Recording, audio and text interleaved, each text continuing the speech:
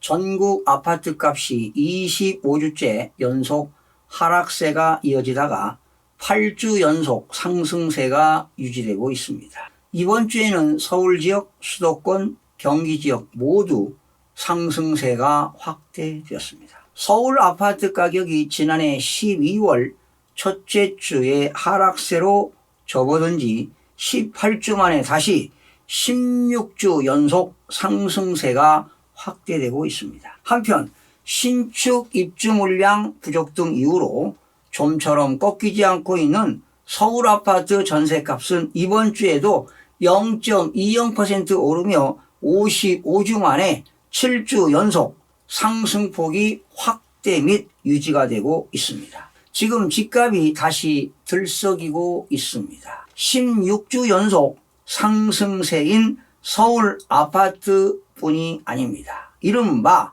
서울 인접 경기도 지역인 엽세권으로 불리는 과천 그리고 성남 등의 아파트 거래량도 2021년 8월 이후 33개월 만에 최고 수준으로 가격을 끌어올리고 있습니다. 일부 지역에서는 집값 상승 기대감에 집주인들이 매물로 내놨던 집이 다시 거두어 들이거나 호가를 크게 올린다는 소식도 들려오고 있습니다. 이러다가 잘못된 부동산 정책 탓에 정권을 내줬던 지난 문재인 정부 때처럼 부동산 영끌입니다.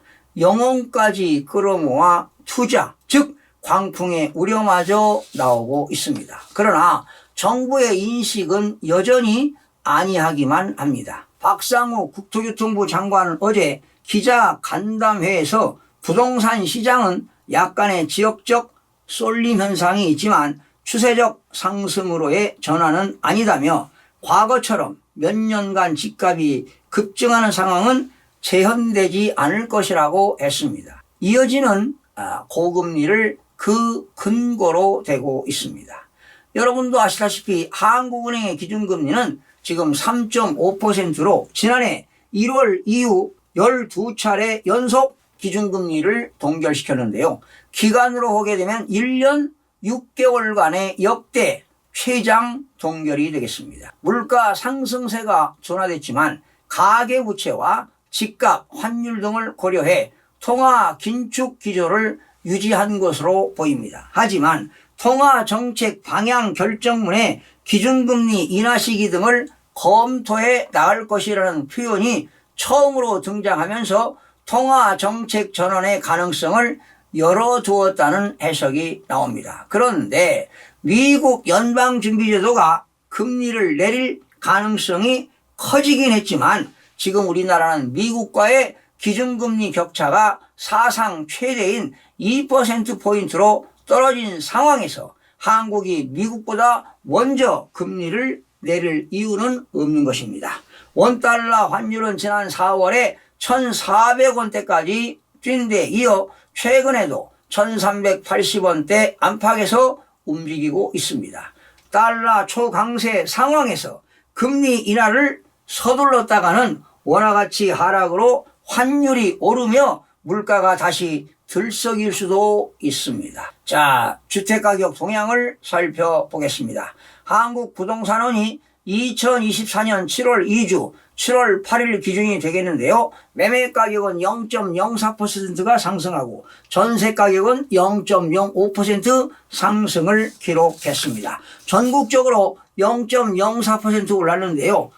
지난주는 0.03% 대비 상승폭이 확대되었습니다. 수도권은 지난주 0.10에서 이번 주 0.12, 서울은 지난주 0.20에서 이번 주 0.24로 상승폭이 확대되었습니다. 지방은 지난주 마이너스 0.04, 이번 주도 마이너스 0.03, 하락폭이 축소되었습니다. 5대 광역시 지난주 마이너스 0.06, 이번 주도 마이너스 0.06, 세종은 지난주 마이너스 0.23, 이번 주 마이너스 0.14, 8개도 지난주 마이너스 0.11, 이번 주도 마이너스 0.11로 하락폭이 유지가 되었습니다. 시도별로 살펴보니까요. 경기와 인천 지역은 0.06% 올랐고요. 충남과 전북은 0.03, 강원은 0.02 등은 상승했고요. 대구는 마이너스 0.11% 하락, 경북 마이너스 0.06, 대전 마이너스 0.05, 부산 마이너스 0.05, 광주 마이너스 0.04 등은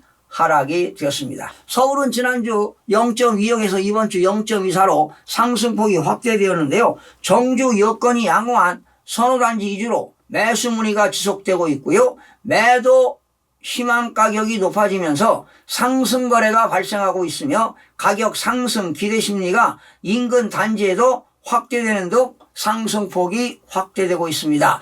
지금 매도인들이 매도하겠다고 매물을 내놓았다가 다시 걷어들이면서 높은 가격으로 내놓기 때문에 지금 가격이 올라가는 그런 현상이 나타나고 있습니다. 강북입니다. 14개구입니다. 0.23% 올랐습니다. 성동구 0.52%는 금호동과 옥수동 대단지 위주로, 용산구 0.36%는 이천동과 문배동 위주로, 서대문구 0.35%는 남가자동과 북가자동 준신축 위주로, 마포구 0.35%는 아현동과 상암동 주요단지 위주로, 은평구 0.30%는 녹번동과 불광동 위주로 상승이 되었습니다. 강남 11개구입니다. 0.26% 올랐는데 송파구 0.41% 올랐습니다. 방이동과 신천동 주요단지 위주로, 서초구 0.40%는 반포동과 장원동 대단지 위주로, 강동구 0.32%는 고덕동과 암사동 중소형 규모 위주로, 강남구 0.28%는 역삼동과 개포동 도곡동 위주로 상승이 되었습니다. 인천은 0.05에서 0.06 상승폭이 확대되었습니다. 중구 0.13%는 중산동과 운소동 주요단지 위주로, 남동구 0.12%는 구월동과 논현동 중대형 규모 위주로, 부평구 0.08%는 산곡동과 부계동 위주로, 계양구 0.08%는 박천동과 오리동 준신축 위주로, 미추홀구 0.06%는 도화동과 하익동 중대형 규모 위주로 상승이 되었습니다. 경기 지역은 지난주 0.05에서 이번 주 0.06입니다. 안성시는 떨어졌네요. 마이너스 0.08%는 공도읍 등에서 신규 입주 물량 영향을 보이며 하락하였으나, 과천시 0.49%는 개발사업 기대감이 있는 가운데 불임동, 별량동 위주로, 성남 분당구 0.31%는 서현동과 금곡동 주요단지로 올랐습니다. 수원 영통구 0.16%는 원천동과 이동 위주로, 화성시 0.15%는 직주 근접 양호한 반송동과 영천동 위주로 상승이 되었습니다. 자, 대구는 마이너스 0.13에서 이번 주 마이너스 0.11 하락이 되었습니다. 특히 남구 마이너스 0.16%는 이천동, 봉덕동 구축 위주로, 중구 마이너스 0.15%는 신규 입주 물량 영향이 있는 신천동, 효목동 위주로, 수성구 마이너스 0.14%는 사월동과 시지동 위주로 하락이 되었습니다. 부산입니다. 지난주 마이너스 0.07, 이번 주는 마이너스 0.0으로 연제구 0.03%는 연산동과 신축 대단지로 상승했고요. 남구는 마이너스 0.13% 하락했는데 대연동과 용호동 중소형 규모 위주로, 사상구 마이너스 0.12%는 주례동과 모라동 구축 위주로 하락이 되었습니다. 세종은 지난주 마이너스 0.23에서 이번 주 마이너스 0.14, 공급 물량 영향이 지속되며 고운동과 방곡동 및 조치현업 위주로 하락이 되었습니다. 경북 지난주 마이너스 0.03, 이번 주 마이너스 0.06, 포항 북구 마이너스 0.21%는 홍해동, 홍해읍, 장성동 위주로 하락하고요. 경산시 마이너스 0.09는 진량읍 및 중산동 구축 위주로 하락이 되었습니다. 여러분, 지금 급증하는 가계빚과 심상치 않은 집값 상승세도 불안 요소입니다. 지난달 말 기준 예금은행 가계대출 잔액은 지난해 말보다 20조 5천억 원이 불어난 1115조 5천억 원으로 집계가 되었습니다. 이렇게 지금 가계대출은 계속 증가하고 있는 실정인데요. 올해 상반기 가계대출 증가폭은 지난해 상반기에 5배에 달했습니다. 서울 아파트 값이 16주 연속 오르는 등 서울을 비롯한 수도권을 중심으로 집값이 지금 들썩이고 있습니다.